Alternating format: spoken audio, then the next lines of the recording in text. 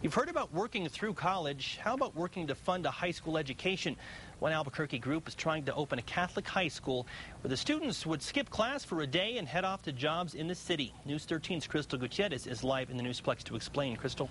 Tim, it would be very similar to other prep schools. The cost to run it would be in the millions. The students who attend would be wanting a brighter future. But there's a catch.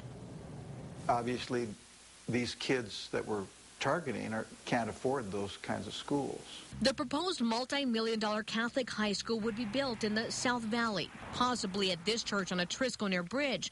It's designed for students from low-income families. Those students would work to help pay their tuition. The employer writes a check, it goes right straight to the school. The idea was launched back in 1996 in poor neighborhoods of Chicago. CBS's 60 Minutes tagged along for an inside look. Local organizer Chuck Reynolds says the proposed school here would run the same way. They would go to school 4 days a week. The fifth day, the students will head to work. The jobs wouldn't be your typical high school jobs like working at fast food restaurants.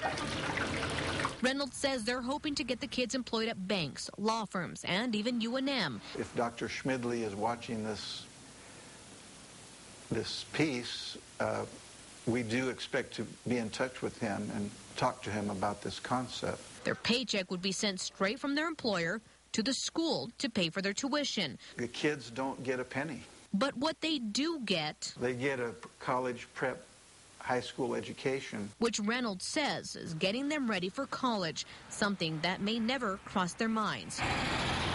We will take a student who is behind academically and work with that student and try to get that student prepared to enter college. All they ask is that the student be ready to work. Have a little ambition, that are future-oriented and thinking about what they're going to do with their life. The big unanswered question is whether this community will support this school.